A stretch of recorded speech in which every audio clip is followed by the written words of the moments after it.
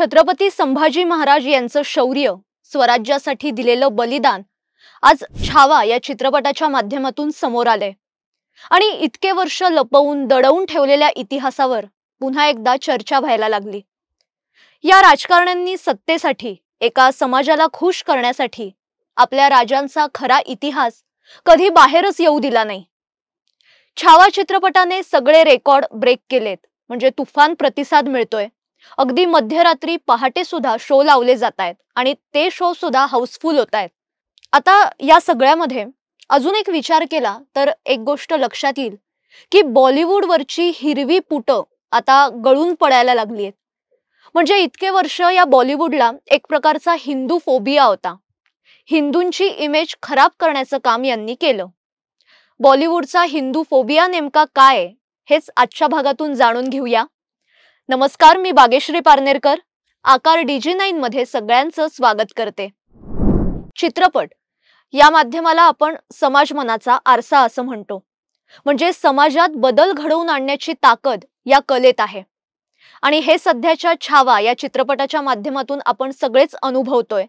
म्हणजे खरा इतिहास दडवल्याने लोकांच्या ज्या संतप्त प्रतिक्रिया आहेत त्या सगळ्या समोर यायला लागल्या आहेत। पण हा जो आरसा आहे तो कायम खरंच दाखवेल असं नाहीये। म्हणजे आपण पण जेव्हा आरशात बघतो, समजा तो आरसा खराब झालाय, त्याच्यावर धूळ साचलीये, तर ब्लर दिसतं। तो आपल्याला स्वच्छ कापडाने पुसावा लागतो, तेव्हा सगळं लख्ख दिसतं। तसंच इथे पण आहे। चित्रपटात समाजमन घडवण्याची ताकद असते, म्हणून तुम्ही काहीही पेराल असं चालत नाही।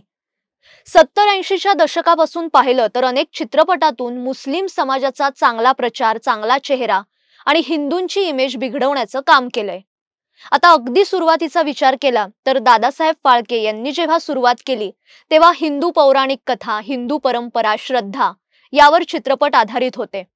मग हळूहळू सामाजिक विषय, स्वातंत्र्य या विषयावर चित्रपट यायला लागले। मग पुढचा कालखंड हा प्रेमकथा, गुन्हेगारी, सामाजिक प्रश्न हे सगळं चित्रपटातून मांडायला लागले। 70च्या दशकात अंडरवर्ल्डने बॉलिवूडमध्ये रस घेतला आणि तिथून सगळं चित्रच पालटलं। सगळ्या अंडरवर्ल्ड डॉननी यात प्रवेश केला आणि हिंदू मुस्लिम हा मुद्दा आणला। बॉलिवूडच्या अनेक चित्रपटात मुस्लिम चांगले आणि हिंदूंना वाईट दाखवायला सुरुवात झाली। अंडरवर्ल्डने बॉलिवूडची अवस्था इतकी वाईट केली, म्हणजे त्याचं उदाहरण म्हणजे टी-सिरीजचे गुलशन कुमार यांची हत्या। अनेकांना आठवत असेल, गुलशन कुमार यांनी मुंबईत म्युझिक इंडस्ट्रीत पाय घट्ट रोवले। 1990च्या काळात तर टी-सिरीज ही खूप मोठी म्युझिक कंपनी म्हणून उदयास आली। टी-सिरीजची धार्मिक गाणी, भजन हे खूप प्रसिद्ध होते आणि आजही आहेत। पण कुख्यात गुंड अबू सालेम याने खंडणी मागितली आणि ती देण्यास नकार दिल्याने त्यांची हत्या करण्यात आली। आता जर चित्रपटांचा विचार केला तर लक्षात येईल, माय नेम इज खान, बजरंगी भाईजान हे चित्रपट खूप चालले। पण पाकिस्तानला चांगल्या रंगात दाखवण्यासाठी हे सगळे तयार केले गेले।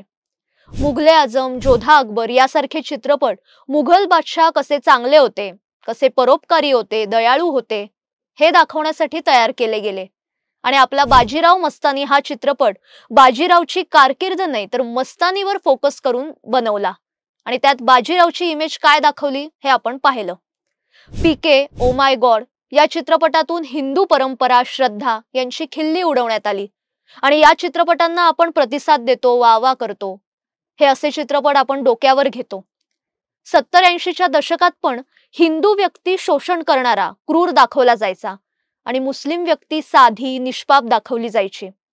सुहाग हा चित्रपट अनेकांना आठवत असेल, ज्यामध्ये एका हिंदू पुजाऱ्याला खुनी आणि एका हिंदू मंदिराला गुन्ह्याचं ठिकाण म्हणून दाखवलं जातं। म्हणजे त्यामुळे हिंदूंबद्दल एक नकारात्मक प्रभाव निर्माण करण्याचा हा प्रयत्न होता। बॉलिवूडमध्ये हिंदू देवता आणि परंपरेवर टीका करणं हे सुशिक्षित आणि आधुनिकपणाचं लक्षण असल्याचं दाखवलं गेलं। म्हणजे असे अनेक चित्रपट आहेत। आता बॉम्बे चित्रपट प्रदर्शित झाल्यानंतर मणिरत्नम यांच्या घरावर हल्ला झाला होता, कारण त्यात एका मुस्लिम मुलीला हिंदू मुलासोबत पळून जाताना दाखवलं होतं। आणि मग हे असं काही दाखवलं की भावना दुखावतात, ते चालत नाही। Raees, Haseena Parkar, once upon a time in Mumbai असे मुस्लिम डॉनचे गौरव करणारे चित्रपट आपण काढतो, पण हे असे चित्रपट हवे कशाला? हे डॉन दयाळू, मदत करणारे, परोपकारी दाखवले जातात आणि हिंदू डॉन कपाळावर टिळा लावणारा, महिलांवर अत्याचार करणारा दाखवतात. म्हणजे इतके वर्ष सातत्याने हेच दाखवून आपल्या मनात मुस्लिम चांगले हे ठसवण्याचा प्रयत्न केला आणि हिंदू द्वेष सातत्याने पसरवला. मुस्लिमांना चांगलं दाखवा ना, कोण नाही म्हणतंय, म्हणजे सगळे वाईट नसतात, पण मग हिंदू वाईट आहे हे कशाला दाखवायचंय, ते का ठसवायचंय? म्हणजे ही आत्ता जी मी काही नावं घेतली ही फक्त काही उदाहरणं आहेत. जर कोणी अशा सगळ्या घटनांकडे पाहिलं जिथे हिंदू धर्म आणि हिंदूंना अपमानित केलं गेलंय आणि त्यांची थट्टा केली गेलीये, तर या सगळ्या चित्रपटांचा आढावा घेण्यासाठी PhD किंवा प्रबंध देखील पुरेसा ठरणार नाही. बऱ्याच चित्रपटांमध्ये हे जे आहे, ही विसंगती जी आहे ती तुम्हाला बघायला मिळेल. मधल्या काळात बॉलिवूडवर 3 खान यांचं राज्य होतं. ते आत्ताही आहे, पण काहीसं कमी झालंय. स्लो पॉइझन सारखं हिंदू द्वेष पसरवण्याचं या सगळ्यांनीच काम केलं. मग यांची तर लॉबी असते, म्हणजे अभिनेते, गीतकार, संगीतकार, गायक अशी लॉबी सगळीकडे दिसते. अनेक मुस्लिम कलाकार असे पण आहेत की त्यांनी हिंदू नाव धारण केलंय. म्हणजे बॉलिवूडमध्ये काम करताना एकीकडे हिंदू नाव धारण करायचं आणि हिंदू द्वेष पसरवायचा. मग लव जिहादवर का चित्रपट काढत नाही? मुस्लिम मुलं कशी मुलींना अडकवतात हे का नाही तुम्ही दाखवत? तिथे सुद्धा तुम्ही बदल कराल आणि हिंदू मुलांना दाखवाल त्रास देताना.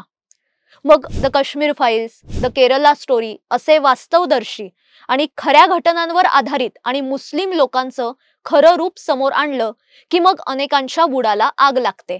हे कसं चुकीचं आहे, खोटं आहे हे पसरवण्याचा प्रयत्न केला जातो. मग निदर्शनं केली जातात, आंदोलनं केली जातात, मग त्या कलाकारांवर हल्ले केले जातात.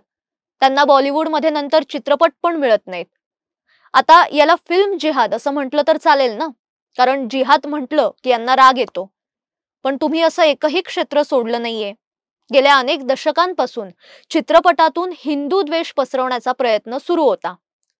अर्थात इतके वर्ष आपल्या डोळ्यांवर सुद्धा सेक्युलरिझमची पट्टी होती, त्यामुळे या गोष्टी लक्षात आल्या नाही.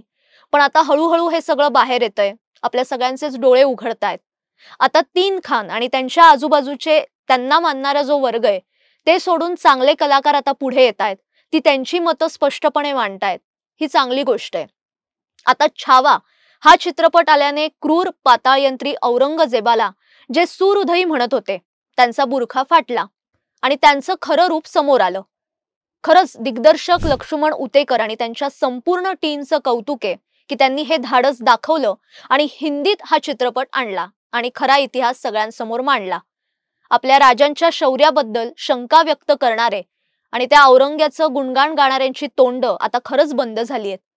बॉलिवूडमधला हा हिंदू द्वेष हळूहळू कमी होतोय आणि खरंच ही चांगली गोष्ट आहे. म्हणजे छावा चित्रपटाने हे बॉलिवूडवाले असतील किंवा हे सेक्युलर राजकारणी असतील, त्यांचा बुरखा हा खरंच फाटलाय. तुर्तास या भागात मी इथेच थांबते, पण याविषयी तुम्हाला काय वाटतंय ते नक्की कळवा आणि अशाच महत्त्वाच्या विषयासह आपण पुन्हा भेटूया. पण तोपर्यंत स्वतःची काळजी घ्या आणि पाहायला विसरू नका आकार DG9. धन्यवाद.